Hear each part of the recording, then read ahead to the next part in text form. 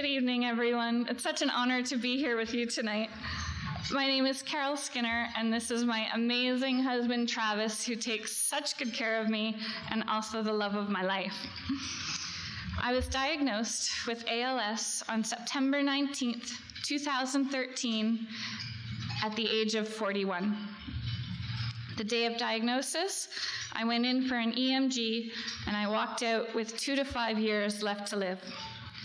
It is a day that those of us living with ALS will never forget. An unwanted anniversary, it starts us on a ticking clock, counting down the days we have left. At the time, I'd been working as an art therapist. I was facilitating groups for individuals with both a substance and co-occurring mental health issue. This was at the Canadian Mental Health Association in Ottawa, and it was a career that I was very proud of. I began experiencing symptoms earlier that year.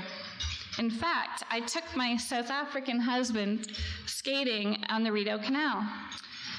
And instead of skating circles around him like I used to, my legs couldn't hold me up. I shrugged it off to a long winter of not doing enough exercise. That April, I went to Travis's brother's wedding in Namibia. I fell, tripping over my own feet on at least 5 separate occasions during the trip.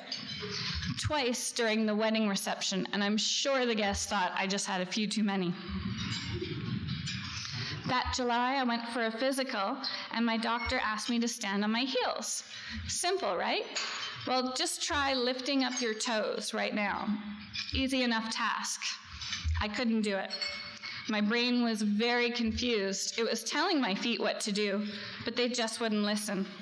Until my brain came to the conclusion that standing on your heels must be an impossibility for everyone.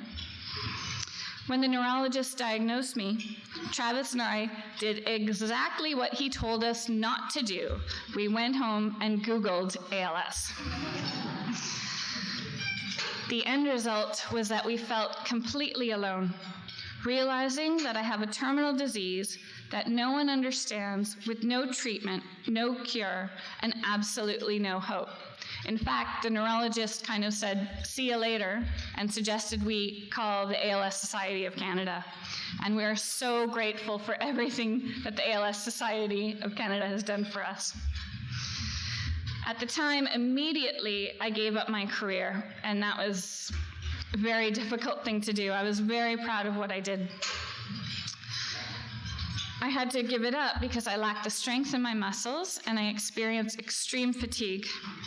We had to sell our home. It was the first home that we had bought together. It was a 2-floor walk-up, and I could no longer climb stairs. I remember the exact moment that I got stuck on the sidewalk, knowing that if I were to take another step, my legs would collapse. That was the same day that I had to come to terms with the fact that I could no longer drive. After simple tasks, such as taking a shower and brushing my teeth, I need to rest.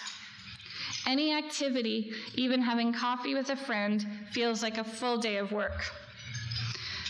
ALS, being a degenerative disease, is terrifying to live with. Its progression takes away ability and autonomy. Day by day, I discover activities that I can no longer accomplish on my own.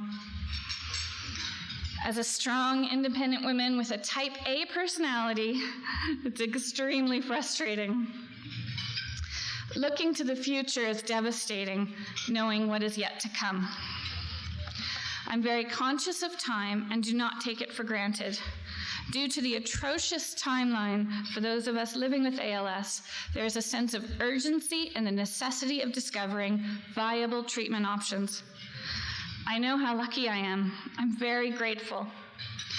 I know that others are further along in losing their battle with ALS. I'm here to provide a voice for those who can't be here with us today, for those who are struggling and suffering and in desperate need of your help. ALS is not only taking away my motor function, it has stolen my future and also my dreams. At one point, I thought it had stolen the essence of who I am as I struggled to find meaning, purpose, and a reason to live. Advocating on behalf of those living with ALS has brought meaning back into my life. I am grateful to be provided with this opportunity to keep the momentum of advocacy for ALS alive, to plea with our community to continue to raise awareness and much-needed fundraising for research to find treatment and a cure.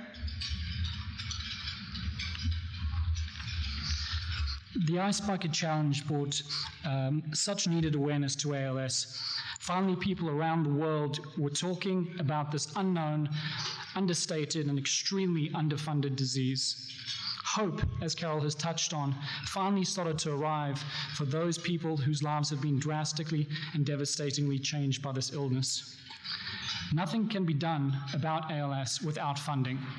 I remember watching the news every day as the figures continued to rise from donations during the 2014 Ice Bucket Challenge. To everyone that took part, we are eternally grateful. To everyone, at last, ALS Canada and ALS foundations around the world started getting the much-needed resources to make a difference and assure that research is front and foremost. But it can't stop there. We do not have a cure yet. ALS has received more attention in the last 2 years than it ever has, but there is still no concrete answer to this disease. Advocacy and funding has to continue in order for research to continue. The Ice Bucket Challenge was great, and I encourage people to do it every August until we have a cure. But everyone can raise funding and build on awareness no matter how big and how small. I'll give you an example. Carol's father decided to go to his local community, go to a local restaurant, and put together a little fundraising activity on behalf of ALS. Before you knew it, local newspapers, radio stations were talking about it, and he got a group of friends together and they had an educational and fun evening discussing ALS. There may have only been 100 people in that room, but that was 100 lives that were completely changed, and now those 100 people, and I can attest to it from emails and letters, want to go out there and make a difference as well. Every bit counts in ensuring that hope stays alive and we can look to the future and tell people that ALS is a thing of the past. The word hope, it's often an overused term, sometimes even offered up as a cliche. But for those of us living with ALS, hope is what can make the difference between life or death. ALS takes hope away. You are those who give it back. Because of your support, because of your efforts, as an individual living with ALS, I no longer feel alone. I now have hope where I once had none. Thanks to continued investment in ALS research, I believe that making ALS history will be an inevitable accomplishment and a day we can all be proud to celebrate. When the world says give up, hope whispers, try it one more time. Thank you so much.